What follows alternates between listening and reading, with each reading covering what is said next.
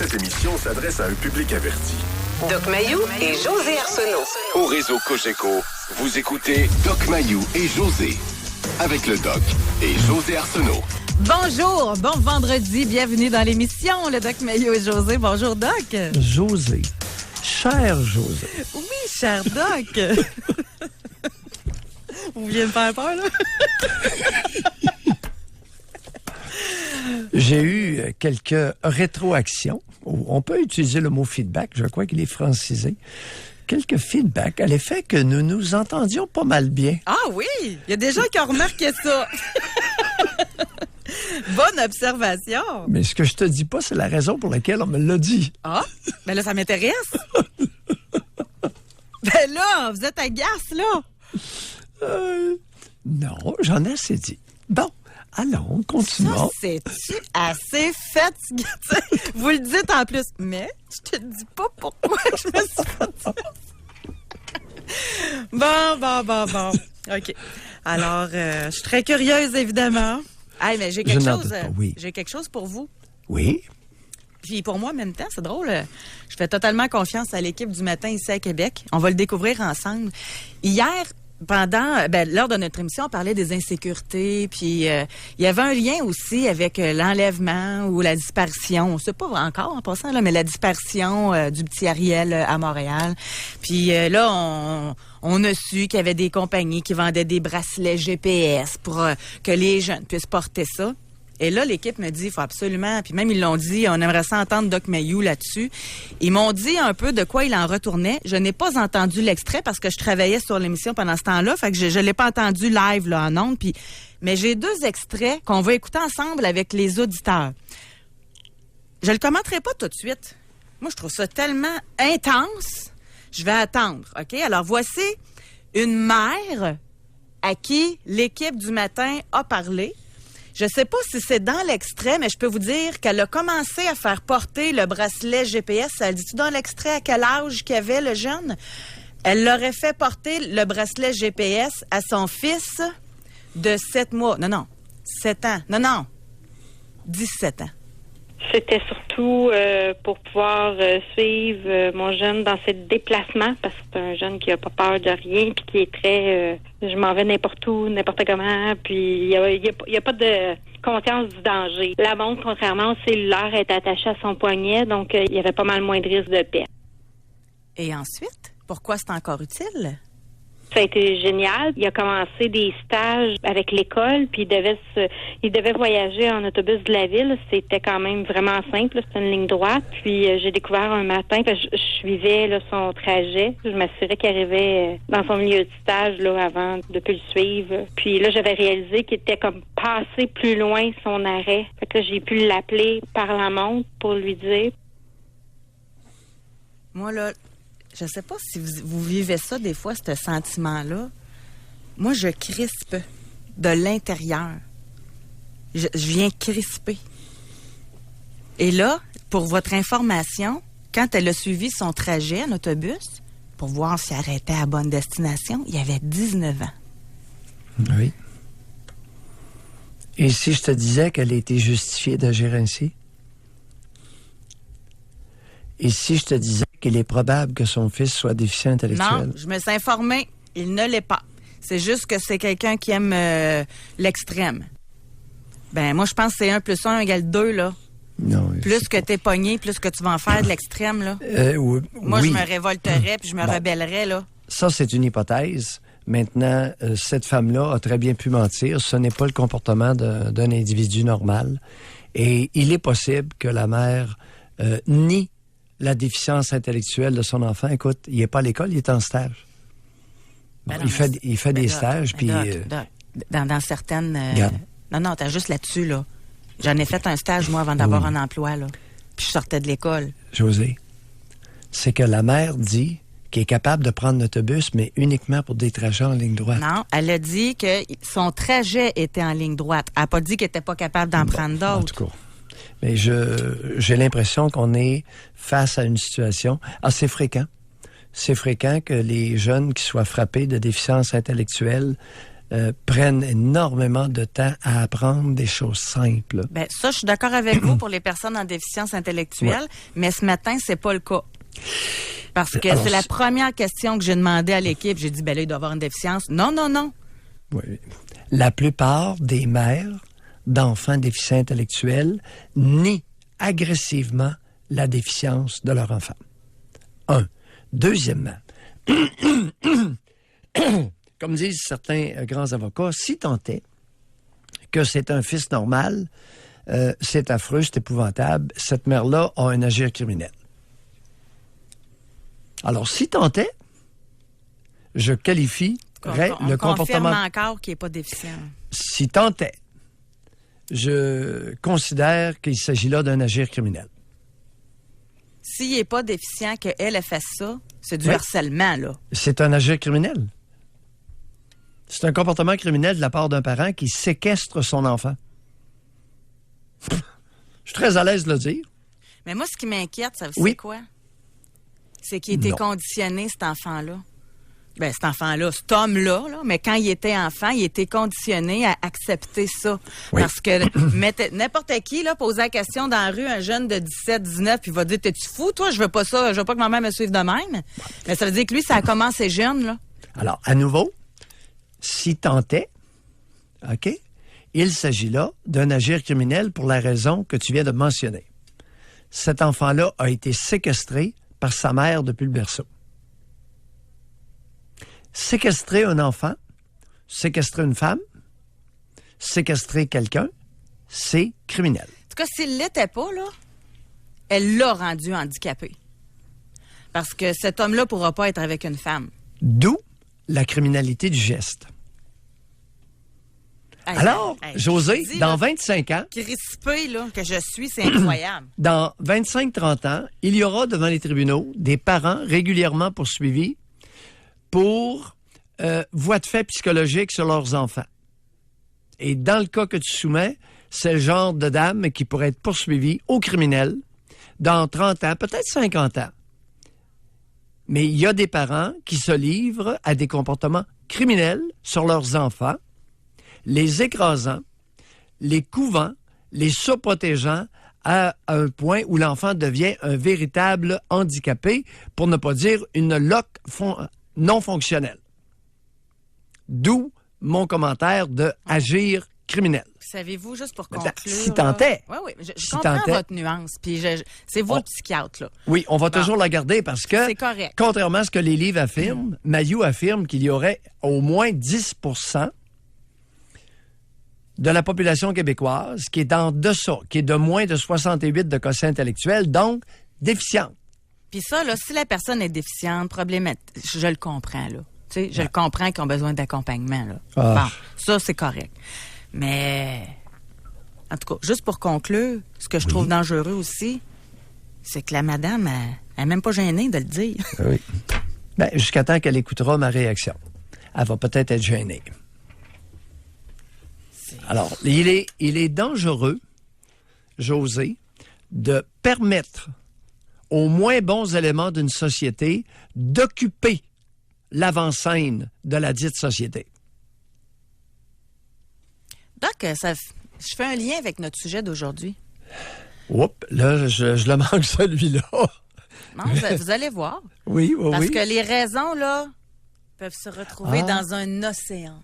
Tellement il peut y en avoir. Okay? Notre question aujourd'hui, c'est qu'est-ce qui vous manque pour être heureux?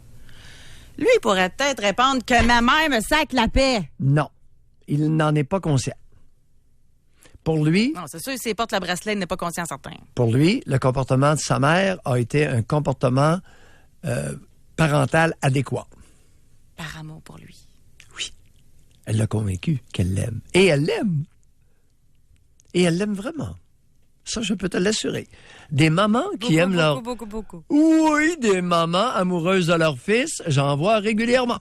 Et encore plus, des papas amoureux de leur fille. Il y a une déferlance incroyable au Québec d'amour parental avec l'enfant de sexe opposé. On va aller à la pause. C'est quoi cette histoire-là? En tout cas, vous nous c'est vous qui nous faites découvrir ça, cet aspect-là là, de l'humain. J'en connais pas d'autres là, qui en parlent de ça. Et vous choquez à chaque fois en passant. Mais aujourd'hui, Oui. on se promène gaiement dans les champs avec des petites fleurs. Non, on va parler de bonheur. Mais moi, j'adore philosopher là-dessus. Ah oui? Réfléchir au bonheur. Moi, j'adore vraiment ça. J'ai même déjà eu une émission de télé qui s'appelait Bonheur Total. Ah, oui, j'adore ça. Là.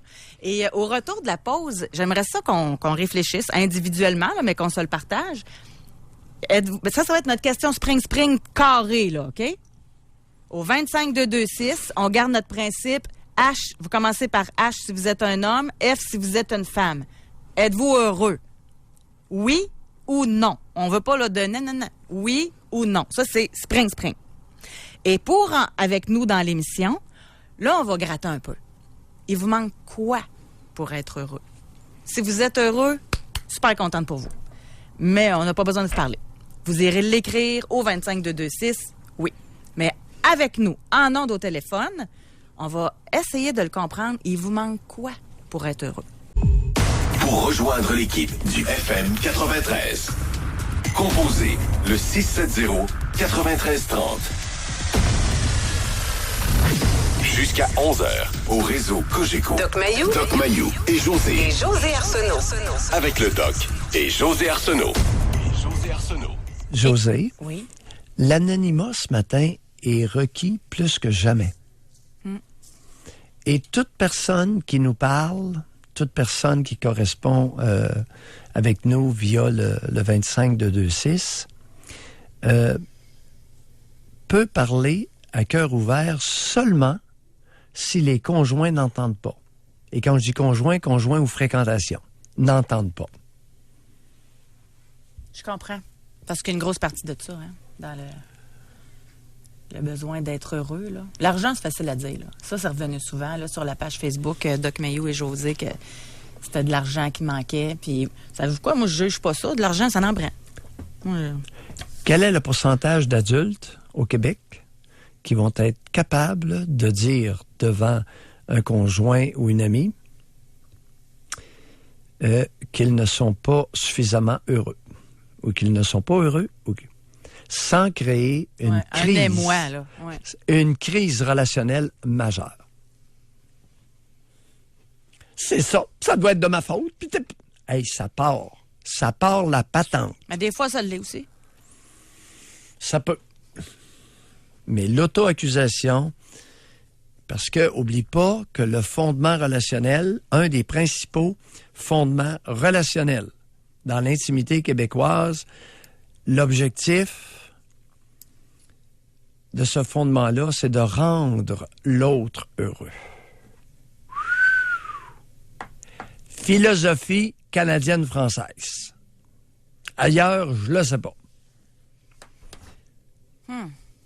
C'est mal vu, hein, de vouloir se rendre soi-même heureux. Vouloir être heureux. C'est vrai, hein? Ouais.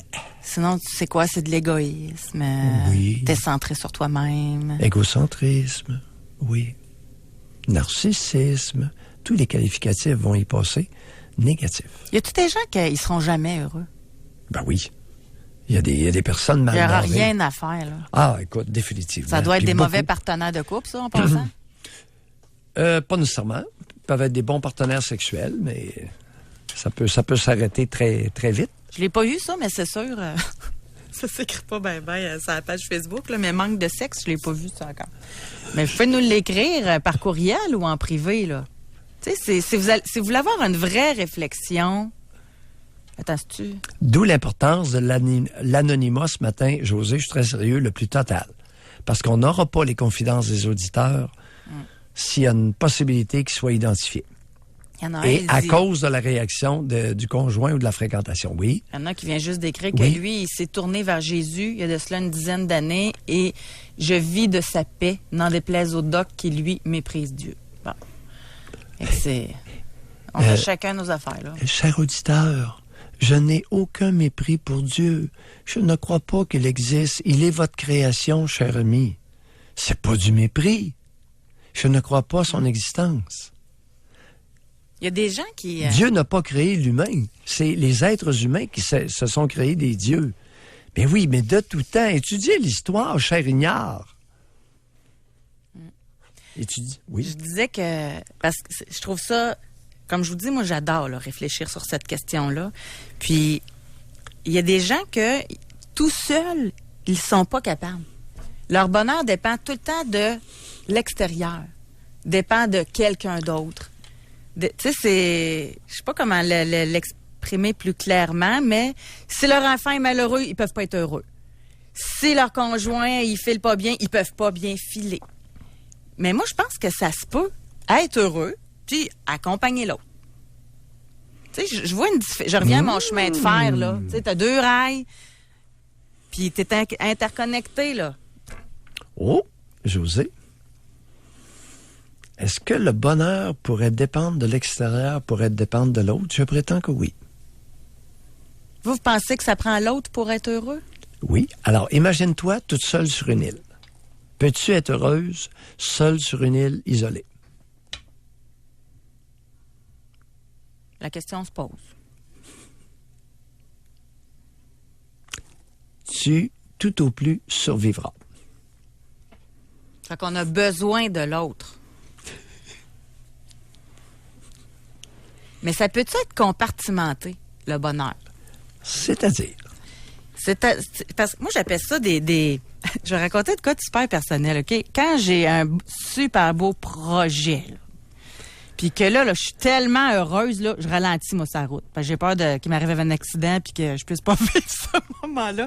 Ça m'est arrivé une fois quand j'étais partie en voyage, justement, 1 an. Je faisais attention, je voulais pas qu'il m'arrive rien pour être sûre de vivre mon moment, là. Mais ça, c'était un moment de grâce. J'étais heureuse dans ma vie, dans tous mes compartiments, là.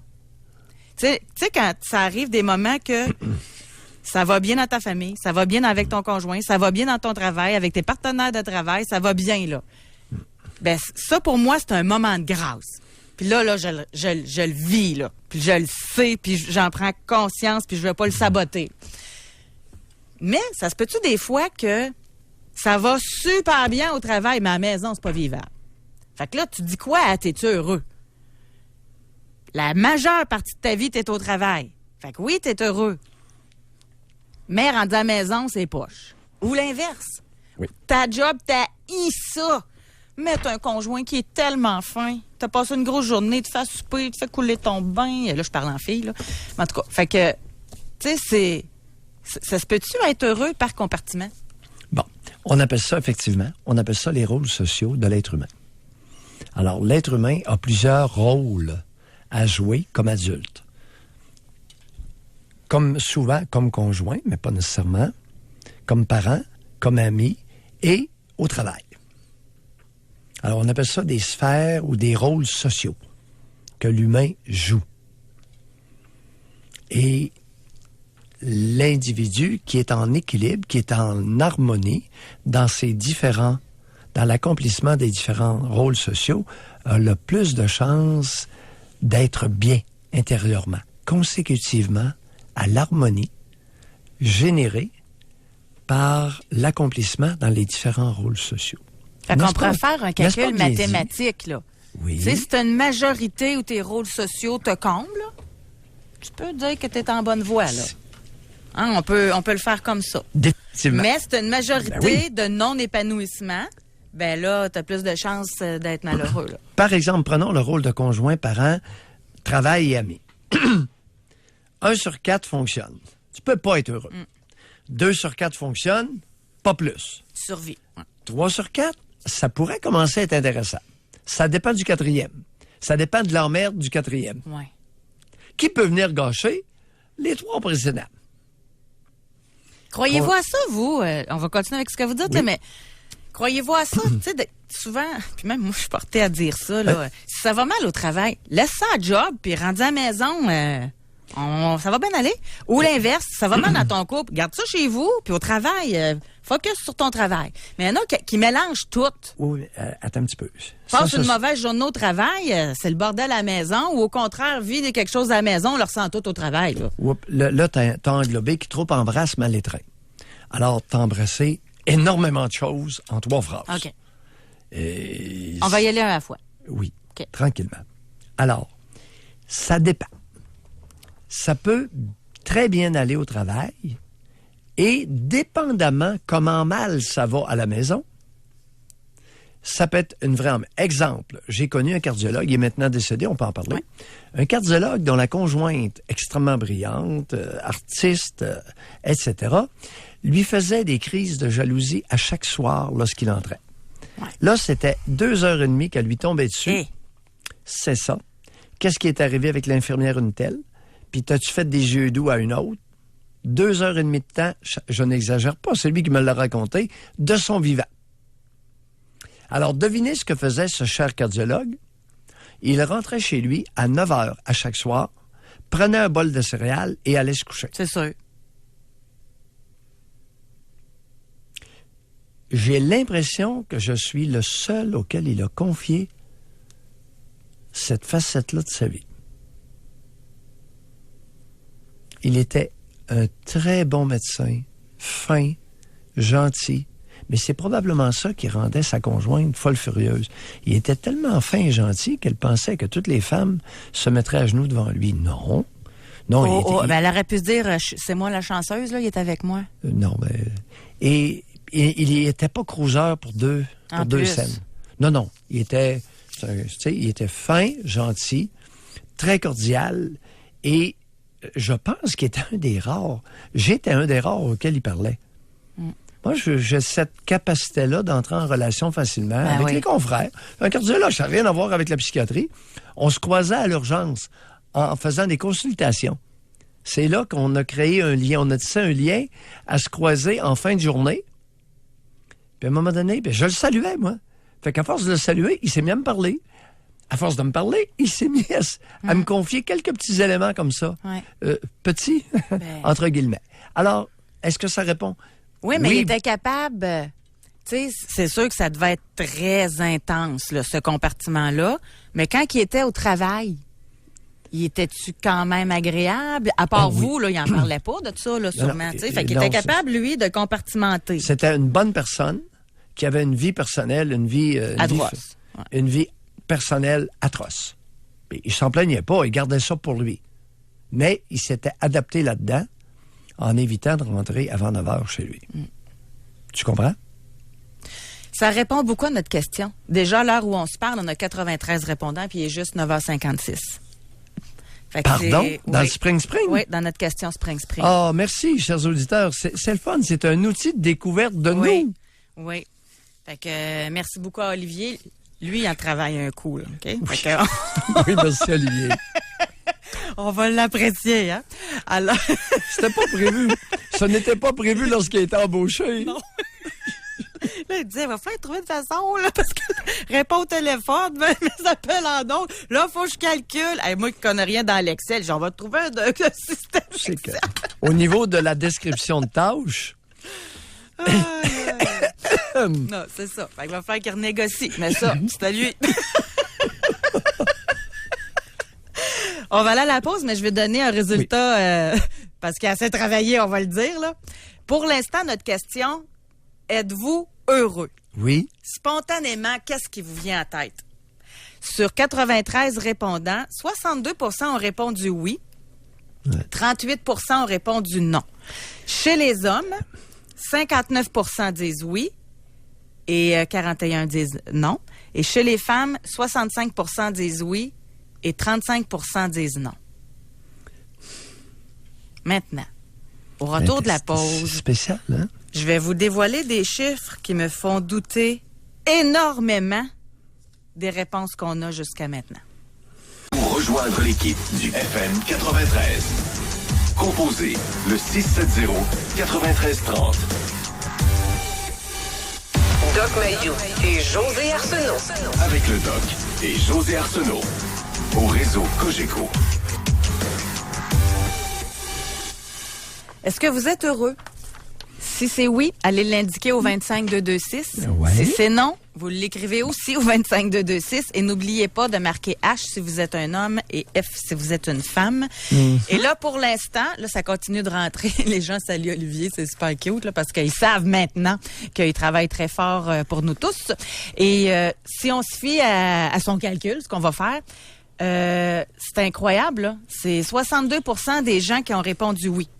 OK, ça, c'est tout sexe confondu. Ouais. Moi, je vais juste vous rappeler des statistiques. OK. Selon une enquête de Statistique Canada, 22% des Québécois ont une consommation excessive d'alcool. Alors, va pas trop vite. 22% abusent d'alcool. OK? Oui. Selon une enquête réalisée par l'Institut de la statistique du Québec, 33% des femmes et 24% des hommes ont un niveau de détresse psychologique élevé. 33 et l'autre, c'est? 24. Mettons un 30% du monde. 30%. On arrondit. On arrondit pour les deux genres. Détresse psychologique élevée. Détresse psychologique élevée. Oui. Selon cette même enquête-là, 17% des Québécois consomment du cannabis. Pot. Selon Radio-Canada, 13 mars 2018, il se consomme au Québec l'équivalent de 63 pilules d'antidépresseurs par habitant. Selon une étude de l'Université McGill, 63 pilules d'antidep. 55% des ordonnances pour les antidépresseurs faites au Québec sont pour la dépression. Oui, ça c'est oui. 18,5% pour des troubles anxieux, 10% pour de l'insomnie, 6% pour de la douleur et 4% pour des troubles paniques. Selon l'Association québécoise de prévention du suicide, il y a 3 suicides par jour, 76 tentatives par jour. Et presque 3% de la population québécoise et plus songent sérieusement au suicide à chaque année. Et selon l'Institut universitaire en santé mentale, 20% des Québécois seront touchés par la maladie mentale au cours de sa vie. On aurait pu continuer, là, mais c'est assez. Bon. Oui, quelqu'un va nous dire, un analyste statisticien va nous dire rapidement que certains individus peuvent se retrouver dans chacune des catégories. Bon, il ne s'agit pas ici d'additionner 22, plus 30, plus 17, plus les pilules, plus les 3 suicides par jour, plus le 30%, plus le 20% qui ont un trouble mental. Cependant, si on prend tous les individus concernés dans chacune des catégories, ça fait beaucoup plus que 38% qui se disent pas heureux. Qui se disent malheureux. Vous allez grimper minimalement à 60-65%. Il y a un couple sur 2 qui se sépare. On pourrait rajouter ça. Et dans les couples sur 2 qui se séparent, il y en a un des deux qui est très malheureux. On est d'accord là-dessus? Tout à fait. Là-dessus, est-ce qu'on n'a pas parlé non plus de la violence conjugale? La jalousie? Non. On n'en a pas parlé. Qui engendre nécessairement un protagoniste malheureux. Ben, normalement, les deux, là, même celui qui bat, ne doit pas être heureux. Là. Celui qui bat peut se prétendre heureux, oui. Oui. Non, celui qui bat... oui. Celui qui bat, il se plaint pas fort. Dans la plupart des cas. Ben oui, mais c'est de sa faute à la femme si elle bat. Fait qu'il n'est pas heureux. Tu m'as provoqué! C'est de sa faute à elle. Arrête de me provoquer! En passant, c'est de l'ironie. Je le dis au cas qu'il y en a qui ne comprennent pas. Là. Oui. OK. Mais... Alors... Et pour finir là-dessus, maintenant, comment je vais donner un exemple. Oui, vas-y. Okay? Un exemple qu'on a reçu dans l'émission. Et c'est là, encore une fois, que je vais avoir besoin de votre expertise, Doc Mayou. Parce que si on lit, je vais le garder anonyme, on l'a dit, tout le monde est anonyme aujourd'hui parce que c'est des sujets qui sont très, très, très, très délicats. Okay? Oui. Il y en a un, il dit, oui, je le suis heureux, mais... Et là... Je ne suis pas heureux de la société dans laquelle on vit. Le gouvernement qui essaie de nous en passer une vite. Il y a toujours les mauvaises nouvelles à télé. Il y a toujours des amis qui parlent de mauvaises expériences, de mauvaises nouvelles. Il y a aussi des gens qui se nourrissent de méchanceté. J'ai essayé à plusieurs reprises de me tenir loin de cette mauvaise énergie. Bon. Mais là, t'es-tu heureux ou t'es pas heureux? Non, il l'est pas. Visiblement, il l'est pas. Alors, tu ne peux pas dire « je suis heureux », mais pas heureux de la société. Alors, c'est antithétique, c'est une antithèse. C'est le contraire. Ça marche pas. Maintenant, ça marche pas pourquoi? Là, c'est important de se jaser un peu là, de ça. Dans l'analyse subjective, l'analyse subjective, c'est-à-dire l'analyse qui part de moi et non pas d'un fait extérieur. Il y a l'analyse factuelle, l'analyse des faits. Exemple, dans notre sondage, on demande... on veut déterminer combien de personnes ont vu une auto rouge hier sur la route. T'en as vu une auto rouge ou t'en as pas vu?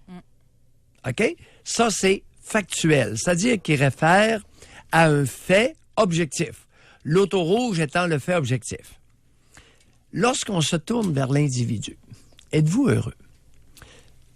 La réponse va résulter d'une analyse subjective, c'est-à-dire effectuée par la personne elle-même. À craindre, chers auditeurs, respectueusement, le mensonge à soi. La fabulation, ou synonyme mensonge à soi, qui est un mécanisme qui se produit à votre insu, un mécanisme inconscient. Là, ça vient expliquer, par exemple, notre auditeur qui dit « Moi, je suis heureux, mais je suis pas heureux de la société. » Alors, notre auditeur se ment à lui-même à son insu, sans s'en apercevoir.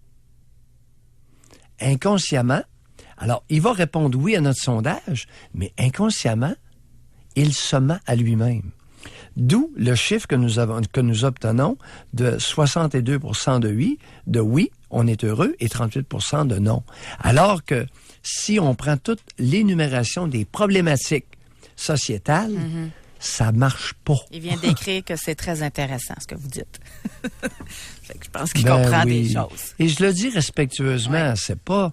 Alors, l'être humain, le psychisme humain a cette capacité de masquer les problèmes et de vous faire croire l'inverse de la réalité. Et c'est pas rare. Puis c'est gentil à l'auditeur d'être candide pour me permettre de parler de ce dont je viens de parler. On va aller au téléphone maintenant. On va aller parler avec Carole de Québec. Bonjour, Carole. Bonjour. Carole. Oui. On vous écoute. J'appelle pour dire que non, je ne suis pas heureuse. Qu'est-ce qui vous manque? Qu'est-ce qui me manque? Moi, c'est plus pour continuer. Comment je pourrais dire? C'est dur un peu à parler de ça. Là. On peut dire que oui, j'ai été heureuse. J'ai comme réalisé plusieurs de mes projets dans ma vie, mais j'ai dû faire beaucoup de sacrifices. Maintenant, j'en subis les conséquences, qui est, je suis très isolée. Carole, seulement à ce stade-ci, là, est-ce que vous réalisez que vous racontez une histoire? J'ai été heureuse, mais j'ai fait des sacrifices, il y a eu un impact négatif. Carole, juste à ce stade-ci, là, avec le peu que vous avez mentionné, ça marche pas. Mais continuez, c'est bon. Comment ça? Ça marche pas. Mais non. Continuez. Faites comme si, faites comme si j'étais pas intervenu parce que je voulais donner un signal aux auditeurs. Oui. De bien sûr. Bon. Oui. Ce que je veux dire, c'est que oui, dans le passé, j'avais plus de guts, j'étais plus jeune, j'ai été plus téméraire, sauf que j'étais entourée de gens. J'avais plus d'opportunités pour réaliser des projets. Maintenant, c'est sûr que c'est suite aussi à un arrêt de l'alcool. J'ai été alcoolique, ce qui me rendait très probablement un petit peu plus heureuse artificiellement, parce que depuis que j'ai arrêté de consommer de l'alcool, je trouve la vie énormément plate. J'ai de la misère à me stimuler, à trouver le bonheur facilement. Je me suis isolée par rapport à les problématiques de consommation d'alcool, l'influence, etc., etc. J'ai réussi à me trouver un peu de paix. Des bonheurs, j'en ai des petits à chaque jour. Je travaille avec des gens dans le milieu de la santé. En ce moment, c'est ça qui me rend plus heureuse, là, de donner au lieu de recevoir. Mais je pense plus dans un moment où il faudrait que je reçoive, que j'arrête de m'isoler pour fuir certains problèmes et puis de me lancer. Puis moi, je crois pas qu'on peut être heureuse parfaitement seule. On a vraiment besoin des autres pour créer des bonheurs puis partager surtout. Là. Mais, Carole? Puis moi, ma problématique en ce moment, c'est ça, je suis isolée. Oui. Puis j'arrive pas à. Puis vous êtes isolée parce que vous êtes isolée parce que vous ne prenez plus de boisson. Quel âge avez-vous, Carole?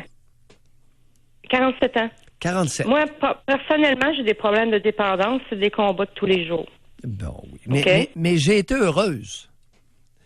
J'ai été heureuse quand je consommais. Mais je sais que c'était un bonheur.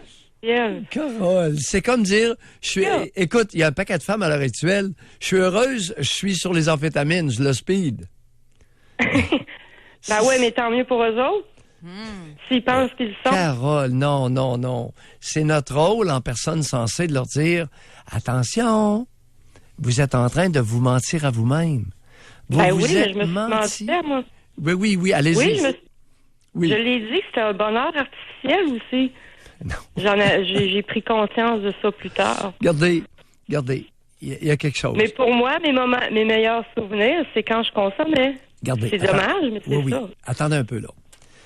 Vous utilisez l'expression bonheur artificiel. Oui, parce que pour moi, consommer, c'est un bonheur artificiel. Mais non, regardez. Bonheur artificiel serait en opposition avec bonheur, quel autre mot, là, que vous utiliseriez? S'il y a un bonheur artificiel, il y a nécessairement un bonheur... Ah ouais. Ben, c'est pas un bonheur, c'est se contredire. Carole, qu'est-ce que la boisson vous faisait oublier?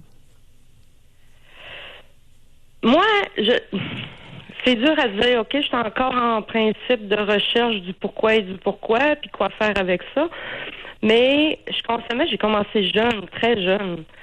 J'ai commencé à 14 ans et puis j'ai pas lâché là, jusqu'à l'âge de 28 ans. Je suis quelqu'un de timide. Depuis que j'ai arrêté de consommer, je m'en aperçois, je suis quelqu'un de timide, de réservé. Quand je buvais, j'étais plus extravertie. Donc, c'était plus facile pour moi de faire... Mais ça, Doc, là, j'aimerais ça vous entendre là-dessus, parce que ce que vous dites, Carole, il y en a plein qui le disent. Quand ils ont de l'alcool, ils sont capables d'être plus le fun, plus... Mais pourquoi? Pourtant, vous êtes la même personne. C'est juste que l'alcool désinhibe. Mais c'est une affaire que je comprends pas. Pourquoi je suis pas capable à jeun alors Carole, que je le faisais... Racontez-nous simplement qu'est-ce qui s'est passé dans votre vie à 14 ans. Très simple. C'est long. J'ai eu mes parents ont divorcé à 12 ans. J'ai perdu ma mère à 14 ans. Et qu'est-ce que vous voulez dire? J'ai perdu ma mère. Non. Elle s'est égarée? Ma mère a décédé. Bon, mère décédée à 14 ans. Oui, c'est vrai, je l'ai pas perdue. Non. Mère décédée. Vous aviez à quel âge? Décédée. 14 ans. Et décédée de quoi? Un anévrisme au cerveau. Un anévrisme qui s'est rupturé? Oui. Ça a été dramatique. État végétatif, mort cérébrale, on l'a débranché. Bon, vous aviez 14 ans. Et tout à fait par hasard, vous commencez à boire à 14 ans. C'est quoi le lien entre les deux? J'avais commencé avant. Vous aviez commencé avant? Oui, j'avais commencé avant. Combien de temps avant le décès de votre mère, vous aviez commencé ça? J'étais le genre d'enfant qui fouillait des restants de boissons, là, les fonds de verre et tout ça, d'un party, là. Fait que j'ai pas probablement commencé plus jeune que je pense, là. Ah bon? Puis en quel honneur que vous fouillez d'un fond de bouteille, fond de verre, d'un party? Oui, je sais, ça remonte de loin. Moi, je suppose que avec tout ce que j'ai pu comprendre dans les thérapies, etc., que ma mère était du type anxieux, mes parents anxieux. Carole, ça m'irrite au plus haut point. Vous avez quelque chose entre les deux oreilles. C'est pour vous en servir. Lorsqu'on vous pose une question, pourriez-vous prendre l'habitude de donner votre réponse et de nous sacrer la paix avec les contaminations? Moi, je me considère comme un être hypersensible, qui a trop de sympathie, et puis j'avais l'impression qu'avec l'alcool, que j'étais invincible. Comment vous... Vous avez pris ça où, cette niaiserie-là? Vient pas de vous, ça? Qui vous a dit ça? Quelle niaiserie? La niaiserie venait de dire qu'avec l'alcool, vous devenez invincible. Qui vous a mis ça dans la tête? J'étais plus sociale, en tout cas. Je suis encore sociale, mais je suis pas capable d'aller plus revient. loin. Oh, vous êtes mal parti pour le phénomène d'évitement. On revient. Vous faites les fonds de verre et les fonds de bouteille. À partir de quel âge? Mes parents ont toujours été des bons vivants. Moi, j'imagine que... Regarde, à 12 ans, j'aimais l'alcool. J'ai dû commencer un peu plus jeune, là. J'ai dû. Vous vous en souvenez ou vous en souvenez pas? C'est quoi l'histoire des fonds de bouteille et les fonds de verre? Non, c'est une supposition. Parce que moi, à 12 ans, j'ai accroché sur l'alcool. Vous n'êtes pas sérieuse, là. Vous avez 47 ans, vous n'en avez pas 69, comme moi, là. Non. Alors, là, c'est une supposition que vous vidiez les fonds de bouteille et les fonds de verre? Ben, j'imagine. Je comprends pas pourquoi j'aurais accroché à l'alcool autant à cet âge-là, à 12 ans. Vous avez fait des thérapies?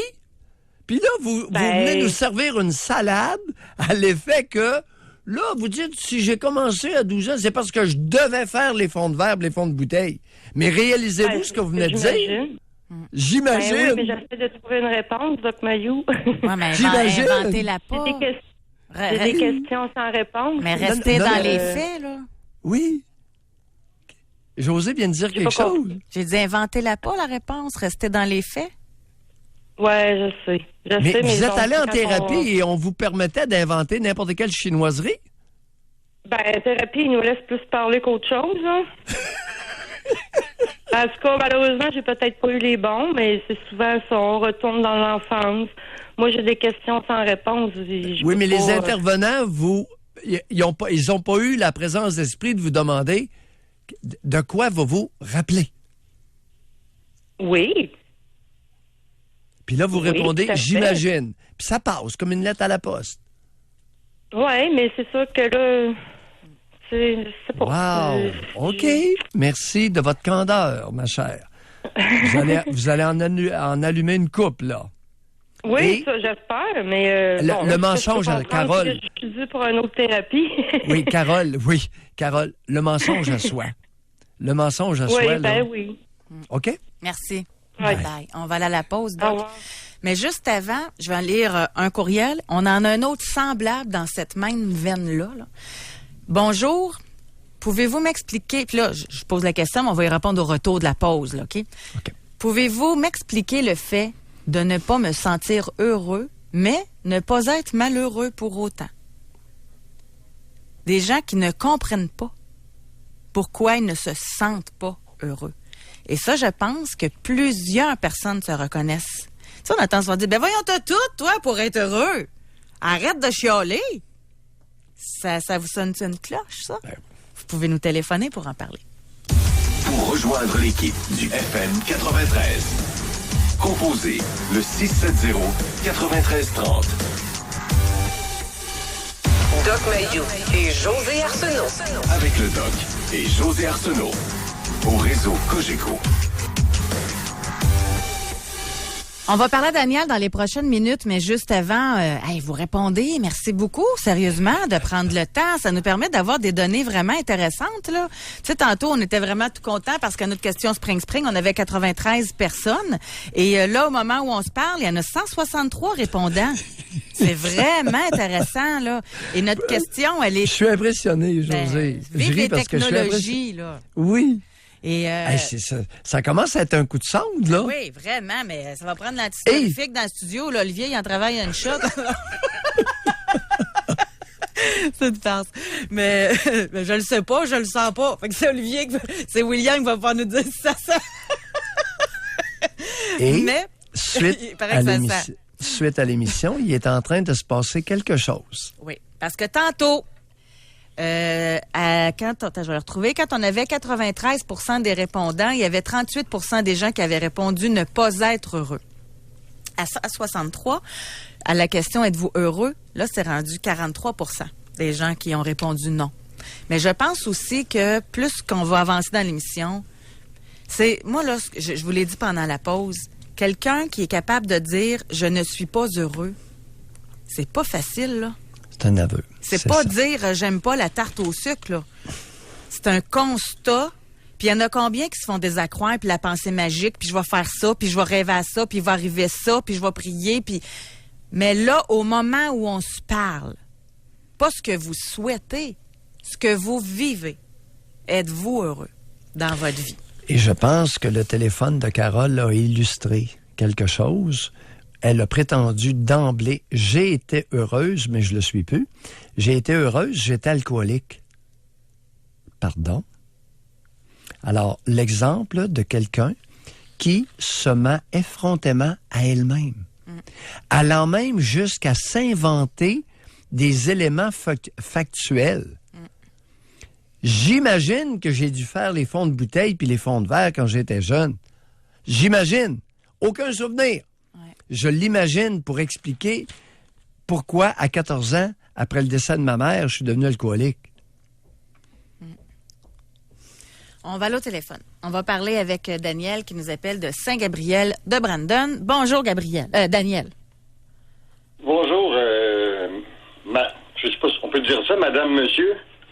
Oui.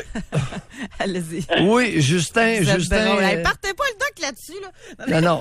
Sainte-Claire-Trudeau n'a pas d'influence dans notre émission. Continuez. Bon. Écoutez, je sais pas, Doc. Oui. Moi, c'est le lâcher prise. Toute ma vie, on m'a dit lâche prise, mais je suis un persévérant. Puis j'aimerais avoir votre conseil. C'est que moi, faire une histoire courte, une grosse famille, mais surtout ma mère, mais mon père était aveugle, donc il était très spécial. Mon père, il m'a appris à danser, il m'a appris à chanter, à faire de la musique et tout ça. Et dans ma vie, j'avais tout. Et j'ai tout pour être heureux. Et même aujourd'hui, j'ai tout. Mais je ne le suis pas. Et je n'ai jamais été. Parce que ma mère, un jour, quand j'avais 7 ans, elle m'a envoyé voir quelqu'un, un homme, qui était son grand ami, et j'étais agressé sexuellement. Et depuis ce temps-là, pour moi, c'est vengeance. J'ai retrouvé cette personne-là, et je suis en attente là, du mois aussi. Là. Puis, est-ce que vous pensez que quand je vais avoir réglé ça, je vais être plus heureux? Lorsque vous aurez réglé quoi? De trouver cette personne-là, parce que cette personne-là était directeur, parce qu'elle est transgenre maintenant. Elle est directrice d'une école primaire. Et je suis sûr qu'elle a agressé d'autres personnes, parce qu'elle a agressé mes frères et bon. Et mes frères, Aïe. Daniel, vous êtes en train de garnir la soupe. Bon. À votre question. Je ne sais pas si c'est la réalité. Moi, je vous demande, est-ce que je devrais continuer à travailler ce dossier-là puis enfin avoir réglé. Ma mère est décédée, mon père est décédé, donc Bon, Daniel, est-ce que c'est bon de faire ça? Est-ce que c'est bon de m'acharner? Bon, Daniel, aucun problème à ce que vous dénonciez l'individu qui vous a agressé. Cependant, 0 goutte de bonheur de plus. Ah oui? Mauvaise nouvelle le matin. Par contre, il y en a une bonne. Et la bonne nouvelle viendra suite à la découverte des raisons pour lesquelles votre mère, à 7 ans, vous a envoyé chez cet homme-là. Ben, la raison, je la connais, Doc, c'est parce que j'ai suivi des thérapies, des psychiatres et tout ça. Oui, c'est quoi la raison? Je suis devenu alcoolique. Contrairement à Carole, moi, je suis pas devenu alcoolique parce que ça me rendait plus heureux. Je suis devenu alcoolique parce que je voulais oublier ce qui s'est passé. Oui. Concentrez-vous bien. Pourquoi votre mère vous a envoyé chez son grand ami à l'âge de 7 ans? Parce que ma mère, cette personne-là, la gâtait. Lui payait des voyages, lui payait des fourrures, lui donnait des cadeaux que mon père n'avait pas les moyens de lui donner. Donc, il a acheté ma mère. Non. Il vous a acheté à votre mère. Oui, c'est ça. Ça, oui, parce que... La bonne femme s'est faite rouler, elle s'est faite enfariner. Elle pensait, au début, que c'était pour elle, jusqu'à temps qu'elle réalise qu'il y avait un œil sur vous. Est-ce qu'il est possible Absolument. Est-ce qu'il est possible Absolument, je l'ai vu tout de suite parce que... Est-ce qu'il est possible que votre mère... Est-ce qu'il est possible que votre mère vous ait vendu à cet homme-là pour des considérations financières? Absolument. Exactement. C'est ce que moi, je pense. Comment vous sentez-vous? Comment allez-vous pouvoir être heureux dans votre peau en sachant ce que vous venez de dire? Écoutez, ma mère, après ça, moi, j'ai été des années et des années sans l'aborder. Même quand je demeurais avec elle, je ne lui parlais plus. Daniel, ça répond pas à ma question. Comment un homme, un être humain peut-il être heureux si sa mère l'a vendu comme une marchandise à un pédophile pour recevoir des cadeaux? Ben, il peut pas. Il C'est peut pas? impossible. Bon, merci. À partir du moment où vous pouvez pas, qu'est-ce que vous faites maintenant? Ben, je vous le demande à vous, qu'est-ce que je dois faire? Est-ce Ben, que je dois qu'est-ce que abandonner vous... les poursuites? Non. Écoutez, qu'est-ce que vous aimez? Vous avez quel âge, là? Là, je suis rendu à 57. 57 ans. Qu'est-ce que vous aimez dans la vie? J'aimais la musique. J'aimais travailler. J'ai été directeur au Village olympique à la Ville de Montréal. Daniel, je suis reconnu. Je vous ai pas demandé qu'est-ce que vous aimiez. Qu'est-ce que vous aimez maintenant? Maintenant, ce que j'aime, c'est mon chien. Oui, parlez-nous de votre chien. Quelle race? Ah, mon chien, je l'ai eu à 4 mois, puis il a maintenant 7 ans, puis c'est lui qui m'a tenu en vie. Parce que on est aussi d'une famille suicidaire, donc moi, je veux pas me rendre là. Et mon chien m'a sauvé par plusieurs fois de suicide. Vous êtes têtu? Je vous demande de nous parler de votre chien, puis vous nous parlez de suicide. Maudit! Je vous dis, j'ai toujours voulu avoir un chien comme ça.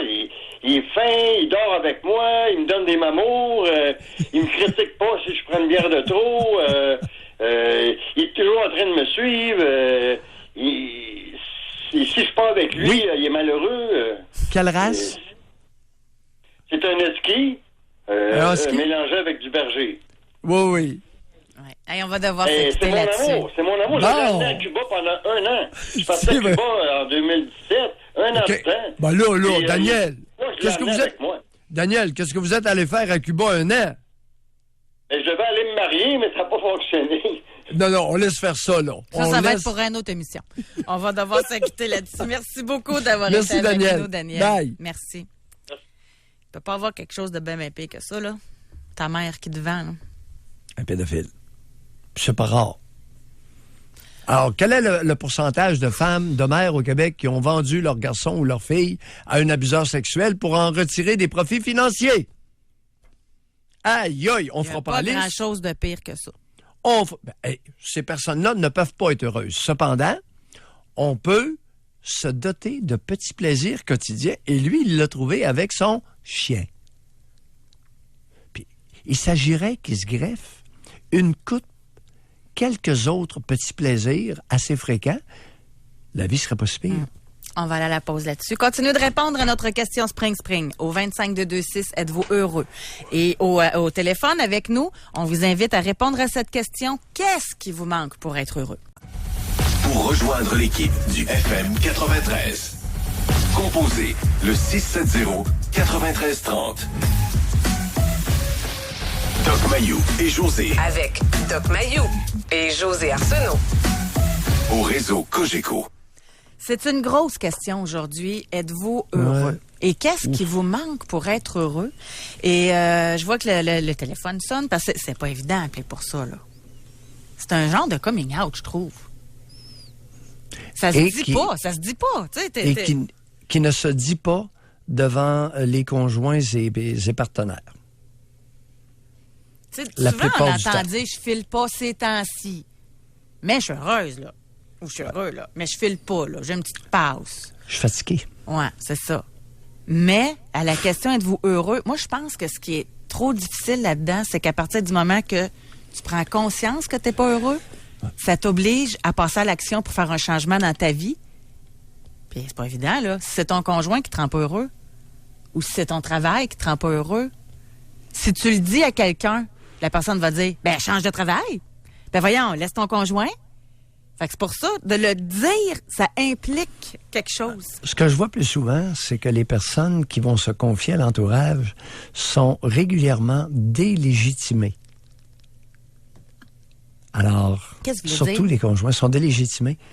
Quelqu'un peut raconter à quelqu'un d'autre, un proche, un membre de la famille, qu'il n'est pas heureux, puis il peut parler de son intérieur. Ouais. Et l'autre va clore la conversation. Lui dit, voyons, t'as tout ce qu'il faut. Ouais. T'as tout pour être heureux, toi.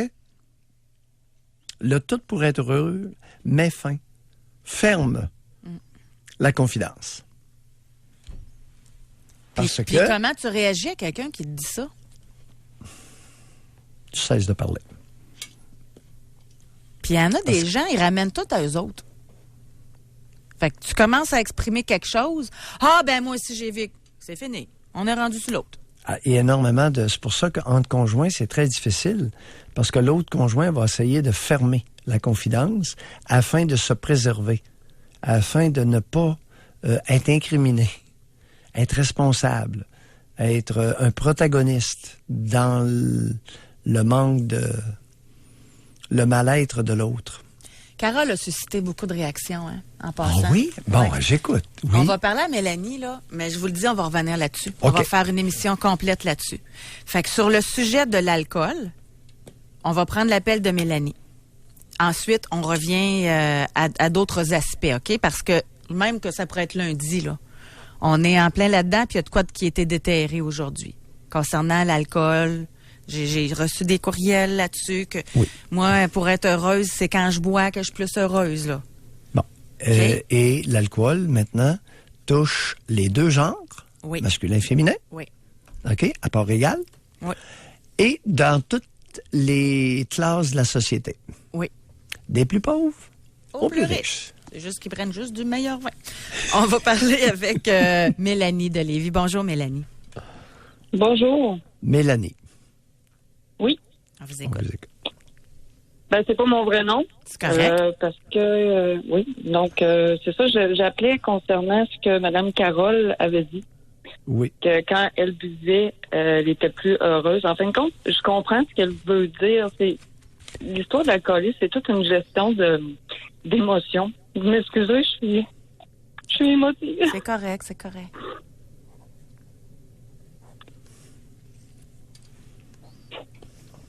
À partir de quel âge vous avez commencé à boire, Mélanie?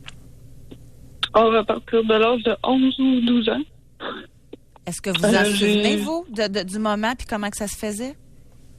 Pardon? Est-ce que vous vous en souvenez, factuellement parlant? là?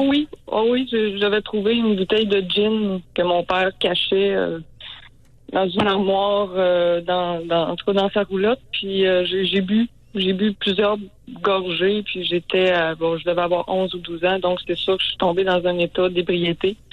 Je me souviens, j'étais malade, mais mes parents n'ont rien fait. De toute façon, mes parents n'ont jamais rien fait. Mais quand j'ai téléphoné tantôt, j'ai dit que ça faisait 10 ans que je buvais plus. Puis je suis toujours en train de... Ben, c'est comme un combat, puisque... Vous êtes toujours en train avant de tout, quoi, Mélanie? Ben, de combattre l'alcool, parce que oui, ça peut procurer des beaux moments. Mais au niveau des regardez, émotions. Mélanie, clairement, là. Dernière fois que vous avez pris de la boisson, ça remonte à quand? J'ai fait une rechute, c'était en 2008. J'ai bu un soir, là, je me suis saoulée. J'ai même trompé mon mari ce soir-là. Puis ensuite de ça, j'ai rebu... j'étais avec mon conjoint, mettons, à Noël, là, mais cette année, j'ai pris la décision depuis faire ça. Oui, dernièrement, parce dernièrement que vous avez pris de la boisson, ça remonte à quand? Dernièrement, non? À Noël de cette année. J'ai pris Bon. quelques verres, puis... Oui, OK. Quelques verres. Ouais. Maintenant, c'est sûr que pour un alcoolique, oui, allez. oui, il y a une chose qui m'intrigue. Pourquoi votre père a caché un flasque de gin dans sa roulotte? Ouais, c'est une bonne question. Je sais pas. Ils mettaient ça là. Mais mes parents, je veux dire, oui, c'est deux alcooliques. Ils buvaient devant moi, là. Je veux dire, la boisson n'était pas cachée, mais cette bouteille-là était là. Puis pourquoi j'étais au courant, ça, je peux pas vous répondre, mais je savais que la bouteille était là. Pourquoi la bouteille était cachée? Le bonhomme voulait pas que la bonne femme tombe dedans? Non, parce que c'est plutôt le bonhomme, comme vous dites, qui a entraîné ma mère là, dans l'alcool, parce qu'apparemment, ce qu'elle m'a dit, qu'elle buvait pas avant de rencontrer mon père. Bon, c'est de la faute du bonhomme si elle est devenue alcoolique. Aïe, aïe. Non, c'est pas sa meilleure, ça, là. Non, Est-ce qu'ils sont encore vivants, les deux alcooliques? Ils doivent être morts. Oui, ils sont encore vivants, mais ils sont séparés, oui. Ils sont encore vivants? Quel âge ont-ils? Oui. Ils vont bientôt avoir 70 ans. Ils sont encore vivants. Ils sont pas trop maganés. Ils n'ont pas bu beaucoup. C'est des alcooliques, on va dire. Mon père buvait beaucoup quand il sortait avec ses amis, quand il était plus jeune. Oui. Aujourd'hui, je lui parle plus. Je parle plus à mes parents, ni un ni l'autre. Là. Pourquoi ils s'occupaient jamais de vous, Mélanie? Ça m'a marqué quand vous avez dit ça au début. Qu'ils n'ont jamais rien fait pour vous. C'est ça que vous avez dit. Oh, parce que ça va plus loin, là. Je sais pas. Mes parents, ils sont achetés un commerce, ils ont travaillé. Je veux pas leur donner de raison, mais je suis en train de travailler ça. Ça fait 2 ans que je suis en psychothérapie. Ma mère a laissé tout passer pour protéger, probablement pour me protéger, parce que mon père était violent aussi, là, quand il buvait. Quand il buvait pas, il était pas violent. Qu'est-ce qu'elle laissait passer? Les conneries que j'ai faites à l'adolescence. Je veux dire, à 13 ans, je pouvais rentrer chez moi ben saoul ou gelée, parce que je suis une polytoxicomane. Puis elle laissait passer Puis ça. elle disait rien. Elle disait rien à mon père. Peut-être pour me protéger. Moi, c'est la raison. C'est ce que je me donne comme raison, que j'en ai pas trouvé. J'ai beau là, essayer de leur parler pour comprendre, mais... Est-ce qu'il est possible que ce soit l'inverse? Qu'est-ce que vous voulez dire? Que votre mère ne disait rien pour que vous couliez dans la drogue et l'alcool? Il y a ça aussi, là. Peut-être que j'ai déjà soupçonné que ma mère était comme jalouse de moi, qu'elle voulait pas que je sois heureuse. Bon. Parce que je me souviens d'une... Alors là, la psychothérapie, on va commencer à prendre ça au sérieux, là. Puis on va faire attention aux niaiseries. Il y a des mères qui souhaitent que leur fille tombe dans l'alcool et la drogue. Ben oui, fréquent. Ben c'est fréquent au Québec. Puis qu'elle se détruise, qu'elle s'amène à un niveau de déchéance. Ben oui. Étiez-vous jolie, Mélanie? Pardon? Étiez-vous jolie? Oui. C'est quoi? C'est que là, je parle au Doc Mayou. Mélanie est une menace pour sa mère? Ben, c'est sûr. Ah, excusez-moi. Non, allez-y, excusez-vous pas. C'est pathétique, cette Non, histoire-là. j'ai comme envie de participer à votre conversation. Oui. C'était juste cette question-là que je posais au Doc Mayou, là. T'sais, vous êtes dans la conversation. Je suis pas un laidron, je suis pas une beauté fatale, là. Je suis quelqu'un de normal, c'est sûr. Mélanie. J'ai appris à être plus féminine parce que je suis loin d'être féminine, parce qu'en plus, j'ai été abusée dans mon enfance. On pourrait faire le tour. Okay. Abusée par qui? Abusée par qui? Par le père de ma mère, ça va pas vous surprendre. Non, grand-père maternel. Et elle vous faisait garder là. Dans quelles circonstances ça se passait, les abus sexuels chez le grand-père, chez le père de votre mère?